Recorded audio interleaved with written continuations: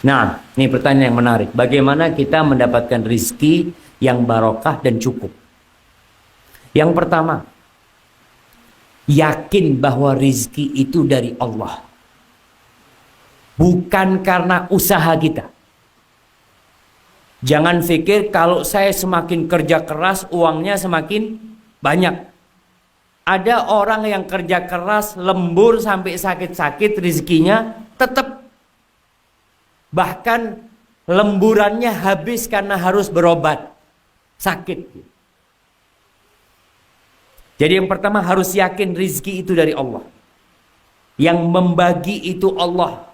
Kenapa fulan kaya, kenapa fulan miskin? Allah yang ngasih. Dan itu semua ujian. Ini yang pertama. Yang kedua, tawakal.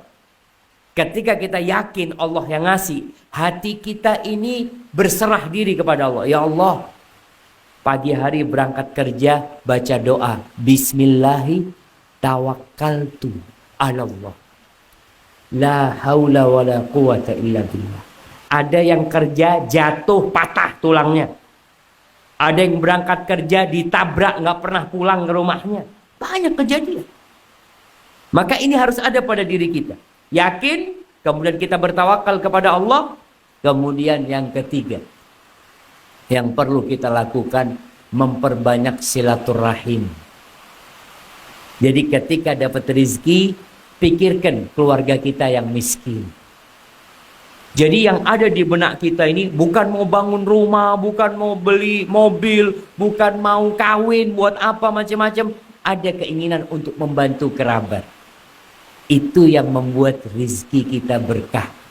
Kata Nabi Muhammad SAW, Man ahabba ayyubsata lahu fi rizqih. Barang siapa yang ingin rizkinya diluaskan.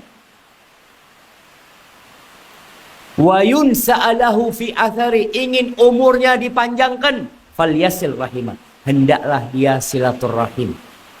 Kemudian yang keempat, sholat malam. Kata Rasul sallallahu alaihi wasallam, ini pesannya Jibril kepada Nabi alaihi salatu wasallam, wa'lam anna syarafal mu'min qiyamuhu bil-lail. Ketahuilah kemuliaan seorang mukmin itu ketika dia sholat malam. Wa izzatahu istighna'uhu 'anil nas. Dan kehormatan dirinya ketika dia tidak butuh sama orang, tidak minta-minta sama orang. Maka dengan cara seperti itu mudah-mudahan diberkahi. Waktu sholat, sholat. Waktu berzikir, berzikir.